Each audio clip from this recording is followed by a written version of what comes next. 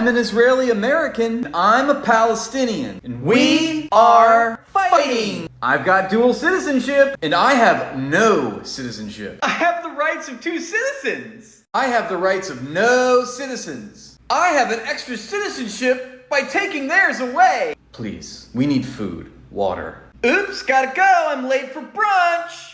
We just discovered another mass grave. Children were tied up and executed, and some were buried alive. Well, where else are we gonna put our new Six Flags? Please, there is a famine. Oh my God, they're out of hollandaise? Please, this is a genocide. I have the right to defend myself. And I have the right to die very quietly. Oh my God, you guys don't have an Eggs Benedict? Please, we're being slaughtered. I'm thinking of going back to Brooklyn for the summer. They've slaughtered my entire family. My God, you're so whiny. Am Yisrael chai.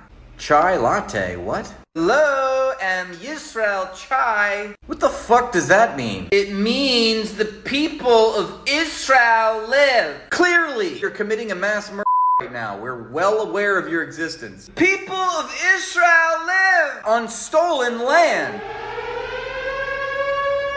What's going on? We've got to evacuate! Wait, why are you all leaving? Tel Aviv is being bombed! We're the victims! We live in fear! Evacuate? But why? You said this was the promised land. This is our poopy land! And you are the chosen people. We are the chosen pee-hole! So the chosen people are not going to defend the promised land? No!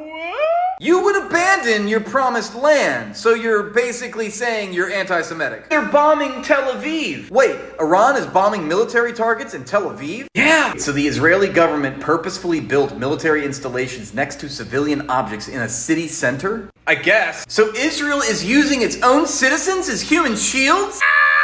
Damn, where are you gonna go? Back to my mom's in Brooklyn. Such an inconvenience. I gotta spend summer now in New York City. God, I really wanted to be at the beach! Palestinians deserve human rights. Well, why did Hamas squander all the aid that was sent to them? A, that's not true, and B, you're telling on yourself. According to a UN report, why was 80% of Gaza's inhabitants relying on international aid before October 7th? How is it that Gaza has been completely deprived of an economy, robbed of all the things that they might derive value from, their land, resources, and labor? Why is their economy nothing more than foreign handouts? Duh, because they spend all their money on rockets. Well, again, another lie, and even if it were true, Israel is imposing an illegal blockade and siege of the Gaza Strip. Israel has imposed concentration camp-like living conditions in the Gaza Strip. That's not true. They left in 2005. They redeployed in 2005 around the perimeter of the compound wall that surrounds Gaza, built by Israel. And yet again, they streamlined their occupation by installing Palestinian subcontractors to do Israel's bidding. Just squandered the opportunities given to them. Why isn't Gaza another Singapore? Well, it might have to do with the fact that every so often Israel launches another high-tech campaign, which it calls cleverly mowing the lawn, and further restricts access to basic human survival needs in the Gaza Strip, which is unanimously condemned and decried by the entire world community.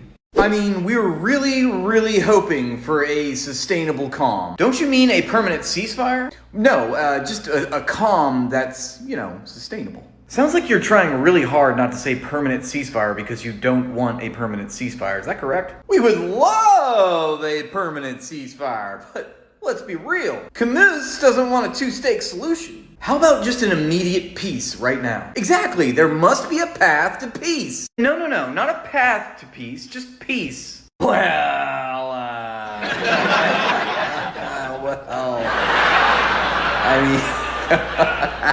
okay, so no. How about an interregnum? What the fuck is that? Get this, okay? It's an interim period of confidence building where we can work towards establishing normalized relations between Israel and Saudi Arabia. Wait, Saudi Arabia? Don't you mean Palestine? Oh, my sweet summer child. All right, bomb them. Okay, cool. Now they're starving. Feed them? How much? Just enough to keep them alive so we can continue bombing them. Perfect. Attention Gazans, evacuate from the north. It's not safe. Okay. Okay, and also, Evacuate from the south. It's not safe. Like... Evacuate from the north and evacuate from the south at the same time. They're both not safe. I'm confused. Yeah, that's kind of the idea. Where can we go? The way? Seriously. I don't know how I can be any more clear. Re-evacuate from the evacuations and evacuate to the evacuated. Yeah, that's not helping. Where do we go? Look, the people in the north should go south, and the people in the south should go, like, north. So, like, go to the middle. Yeah, the middle. Okay, we're in the middle. Uh-oh, preemptive counterterrorism strike. Oh my god. All right, let's invade Rafah. Wait a second, the place that you designated as safe and told millions of people to evacuate to? We're now designating it unsafe. Wow, okay, well all these people just got here. Where can they go now? To Khan Yunis. Back to Khan Yunis. Yeah. The place that you just bombed. Uh-huh. And told people to flee from. Yeah. Okay, is Khan Yunis now a safe zone? It's safer.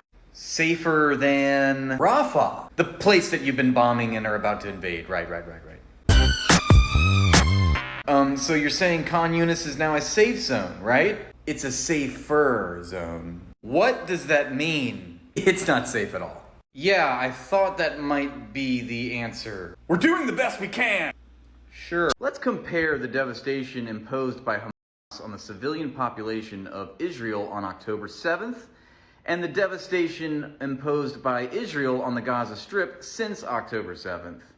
Here we have a drone shot of a neighborhood in Ashkelon, Israel on October 7th. Wow, 2 cars. I really feel bad for those people that had to take the bus that day to work. Cut to 2 months later. Look, this is a shot from literally earlier today of an Israeli airstrike on the Gaza Strip. Wow, that looks like a whole hell of a lot more than just 2 cars being destroyed. Israel's already killed dozens of more civilians in Palestine, even just now. Just as the ceasefire has ended, Israel has killed some 15,000 Palestinian civilians since October 7th. 6,100 of them are children. 2/3 of the 15,000 are women and children. And still we have chuds saying that Israel has the right to defend itself. Yesterday we learned that Israel in fact knew about Hamas's plan to attack for over a year before it happened. They knew the extent, they knew the scope, they knew the scale, they knew the strategy, they knew the tactics, and they knew the targets, but still decided to turn a blind eye. This is according to the New York Times. The Israeli government intercepted a 40-page document, in fact, that they codenamed Jericho Wall. Jericho Wall outlined point by point exactly the kind of devastating invasion that led to the deaths of about 1,200 people. Israeli officials privately concede that had the military taken these warnings seriously and redirected significant reinforcements to the south where Hamas attacked, Israel could have blunted the attacks or possibly even prevented them. Earlier this year, in July, just 3 months before the attacks, a veteran analyst with Unit 8200, which is Israel's signal intelligence agency, warned that Hamas had conducted an intense day-long training exercise that appeared similar to what was outlined in the blueprint. Israeli security officials have already acknowledged that they failed to protect the country, and the government is expected to assemble a commission to study the events leading up to the attacks. Remember, in 1973, Golda Meir was ousted from her position as prime minister because she failed to intercept and prevent the preemptive strike from Egypt and Syria against Israel. All of this spells the end of the political career of Benjamin Netanyahu, and he knows it. That is why he is bloodthirsty right now, looking to extend this war into the foreseeable future, because he knows once the dust settles, he is out. I'm sharing this comment because this is peak liberalism, and this is why I cannot stand liberals. Liberals love to live in the abstract. They love to virtue signal about their stance on oppression. Liberals are completely fine with Palestinians playing their assigned role of underdog, insubordinate, subjugated, oppressed, colonized people. But the moment that they decide to retaliate against a much larger and much more powerful, oppressive apartheid state regime, they clutch their pearls and they say, no, Not like that. They were never about Palestinian liberation. They do not care about Palestinian liberation. They just don't want to feel uncomfortable. They're not actually willing to accept the fact that decolonization is a violent process. So what does this liberal do? He sides with Israel. After a much weaker and more vulnerable social group, which has been oppressed and massacred for decades now, is finally fighting back. The liberal immediately sides with fascism. Always. This is a repeated historical process played out over generations, from continent to continent, from country to country. It's always the same story. Liberalism is a disease. Being neutral to fascism is siding with fascism. Do liberals expect the Palestinians to have a well-funded, well-organized militia to combat the Israeli apartheid regime in a fashion that is suitable and comfortable for the liberals to accept? They're literally blowing in on paragliders and using bulldozers to dismantle the wall that's been placed around them in the concentration camp that they live in. Does the liberal expect for a well-organized Palestinian brigade to march up to the presidential palace and demand Netanyahu's surrender? Do the Palestinians only meet the liberals' criteria for waging war only if they are able to attack military targets, which are some of the most heavily defended armed fortresses to begin with for a reason? Will the liberal accept their struggle then? Not to mention, this liberal's only source of information has been corporate-funded media, which has an inherent bias in propagating the colonial narrative. These people literally take the Israeli Defense Force's claims at their word, as sacrosanct. I mean, just go year by year and count the dead. Look at the Palestinian casualties since 2008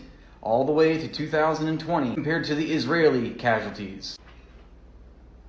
Once again, when violence is meted out by the security forces of an authoritarian state for decades and decades, the liberal closes his eyes. When the oppressed people finally decide to retaliate, it is never to the liberal's liking. It is always done in a manner that is not suitable for the high-minded ideals of the liberal. His moral superiority gives him the strength to side with the fascists. Nixon ordered Cambodian genocide. Sent cruise missiles to Sudan, people died.